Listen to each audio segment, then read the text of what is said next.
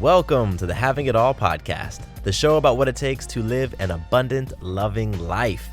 My name is Matthew Bivens, and each week I'm helping you get out of your head so that you can truly have it all.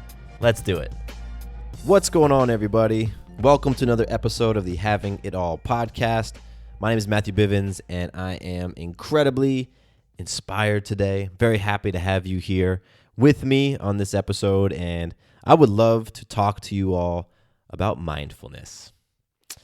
We're about a week away from Thanksgiving. I think a week from yesterday is Thanksgiving.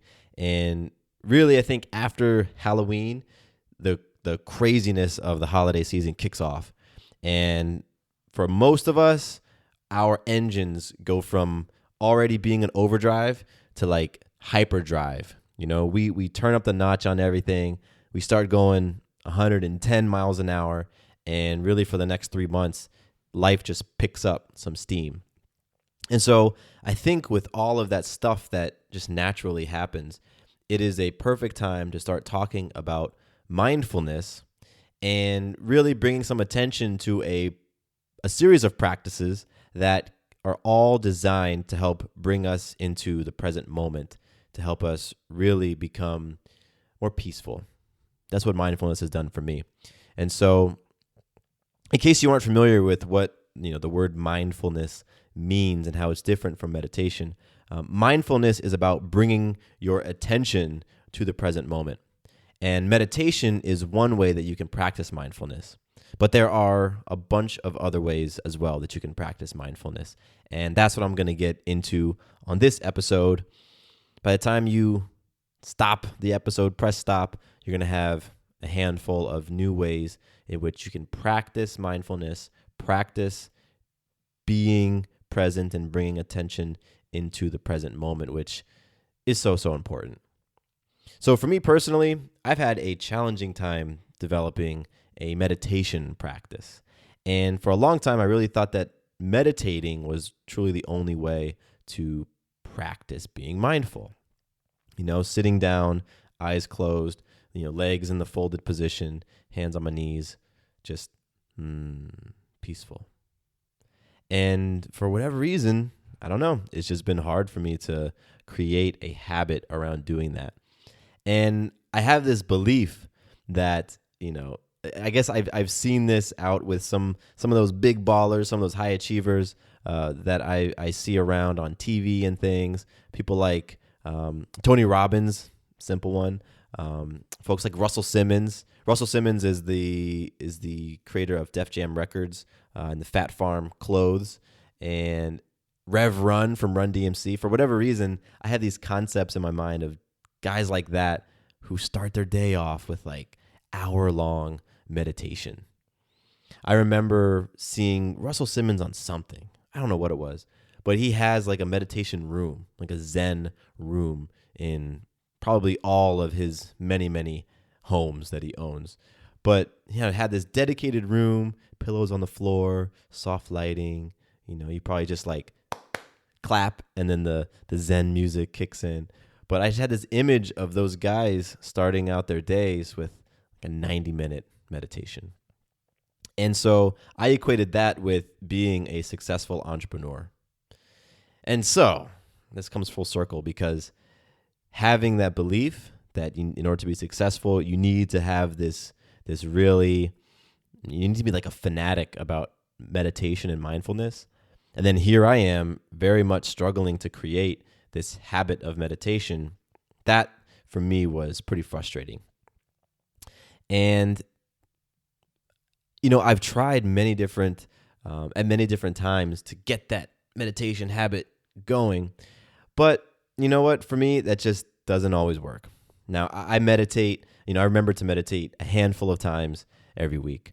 And today actually was a great day for me because when I had this hour block in which I had the house all to myself and I could dive into any task or project that I wanted to, I was able to actually influence myself to go outside, pull out my rocking chair and meditate for a few minutes.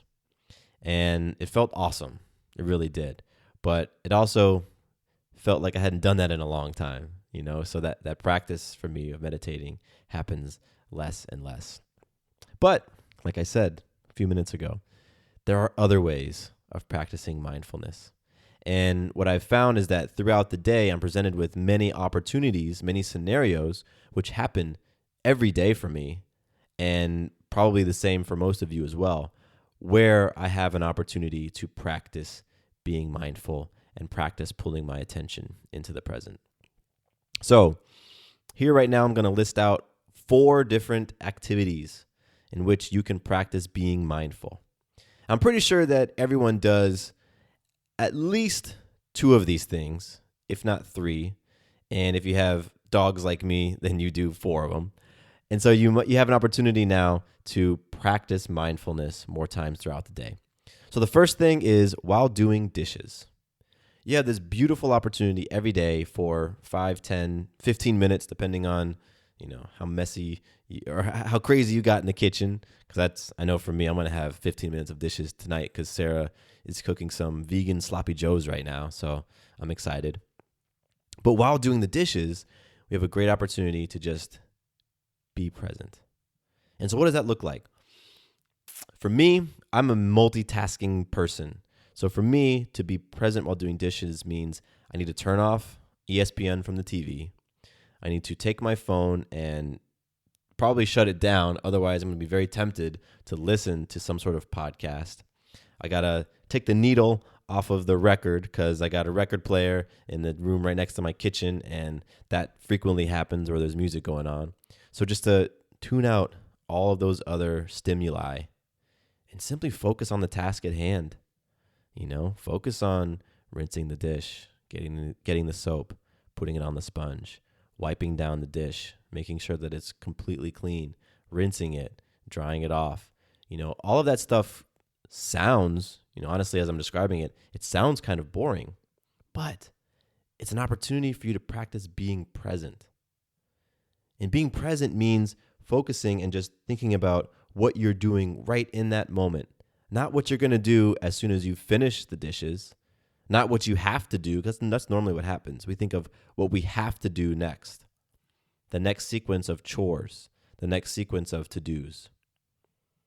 So when you're doing dishes the next time, maybe just clean one dish and be present and be mindful as you clean one dish. Start small, but doing the dishes presents you a great opportunity for most of us every day to practice mindfulness.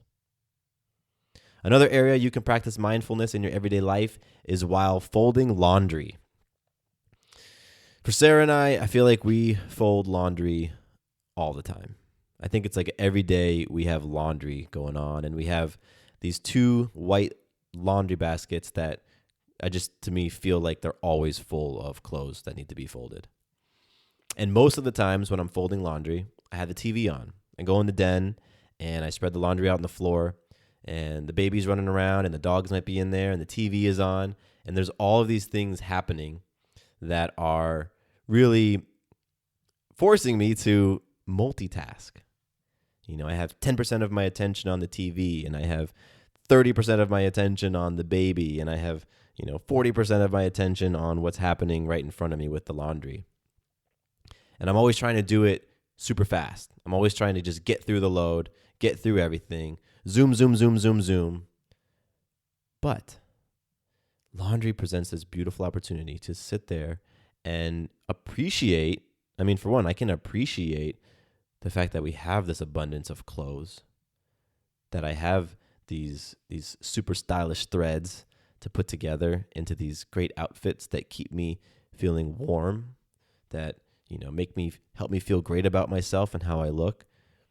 It really is an opportunity to practice gratitude along with practicing being mindful and paying attention to how I roll the socks and paying attention to the way that I fold the shirt and how I create the stack of shirts ready to go in the closet.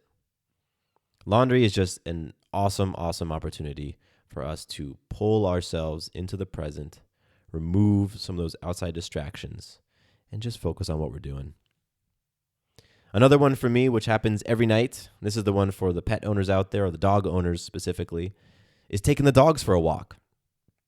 Now, here's an area where I've been really great at practicing mindfulness because Sarah and I live in this wonderful neighborhood just outside of Atlanta, and we have quiet streets, very, very quiet streets. Our Atlanta, if you don't know, if you've never been to Atlanta, Atlanta is a city within a forest. It truly is. If you view the city from above and you go high enough, you don't see anything other than trees. And I absolutely love that about Atlanta. And the further that you get from the city center, the more wooded it becomes. And so our neighborhood has a ton of these beautiful, beautiful, just old, large. I mean, these trees are massive, these big old trees. And so our neighborhood is quiet. There's these beautiful trees. There's these wonderful hills. And every night I take our two dogs, Watson and Ginny, for a walk. And I used to bring my phone and I used to plug in and listen to podcasts. That was my thing. I would go for my evening walk with the dogs. I would just be by myself for 20, 30 minutes and have my podcast. However, about a year ago, I started to recognize like, wow, this is a chance for me to just be with myself, just be with my thoughts, just be present in what I'm doing. Because, as a father, you don't get a lot of those opportunities during the day, when the sun's up. Like, you got stuff going on with baby, and mix in your duties as a spouse and mix in the responsibilities as an entrepreneur and business owner and all of that, and you quickly have your entire day from waking up to going to bed full of stuff. So for me, those 30 minutes are precious, and those 30 minutes are really where I practice a couple of things, honestly. Sometimes I will focus on just the sounds. I'll listen to the birds. I'll listen to the jingle of the dog collars. I'll listen to my feet on the pavement. And I got this goofy ankle, so my ankle cracks. It just cracks like with almost every step, especially if I'm going uphill. So I'll listen to the crack of my ankle. I'll appreciate it. I can appreciate the noises and the feedback my body gives me. And it's beautiful. Sometimes I'll focus on the smells, the smell of the fall air, because there's a certain smell to that cool, crisp fall air. Sometimes I'll just focus on my breathing. I'll put all of my attention around the rim of my nostrils, and I'll focus and I'll pretend that my whole body and all my nerves, everything is attuned to the rim around my nostrils. And so when I inhale, I feel the rush of all the air moving right past the rim. And then when I exhale, I feel all that air go out. So it really depends on how I'm feeling, but I'll take that opportunity when I'm walking the dogs to leave my phone inside, right? Sometimes I'll want to go on the walk even by myself without Sarah. If she wants to come, I might say, hey, I just want this 30 minutes to myself.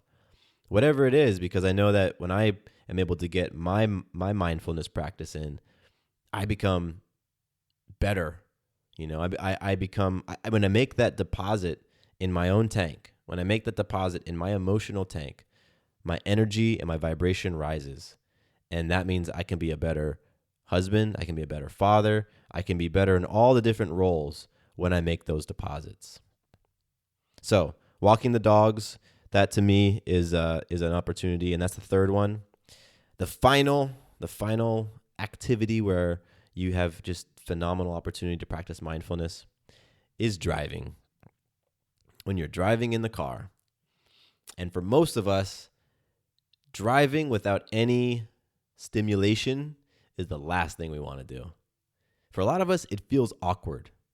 It can feel awkward to sit in a car that doesn't have a radio on, or to be in a car without having your phone plugged into your ears.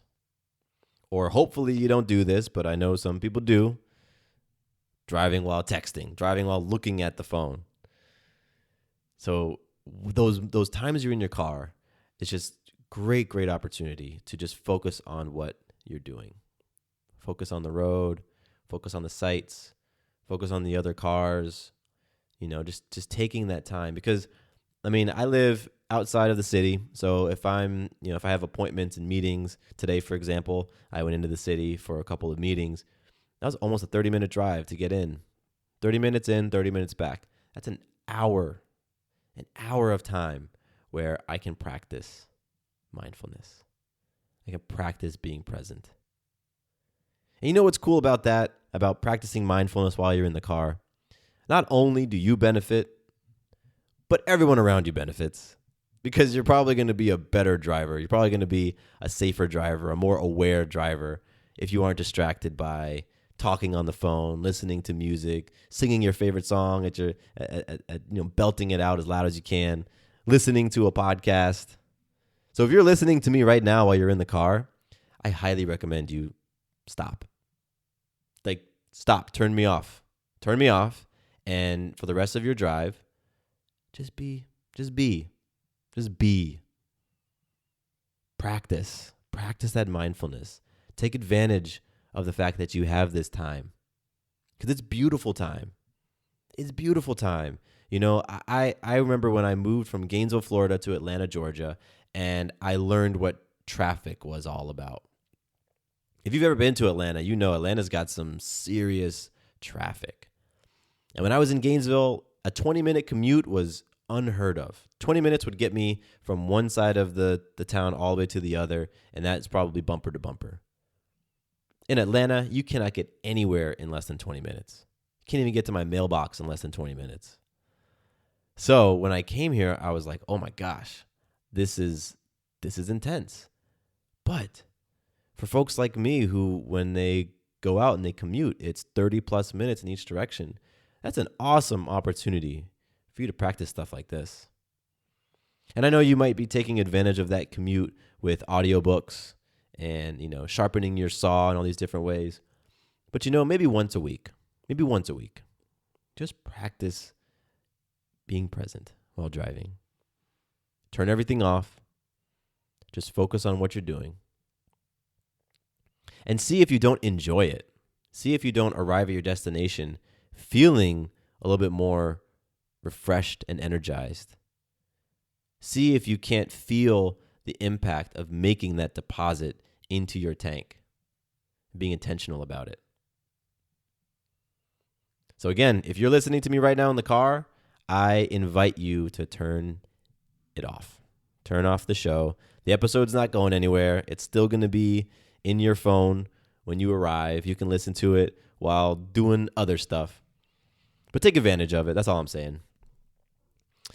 And so I'll recap real quick the 4 everyday activities where you can practice mindfulness, practice being present. Doing the dishes, folding laundry, walking your dogs, or, hey, if you walk your cats, because I've seen people who walk cats on a leash, do it then. You know what? I actually saw a guy walking a goat. I was at a farmer's market last year, and there was a dude who walked up in the farmer's market with a goat on a leash. Blew my mind.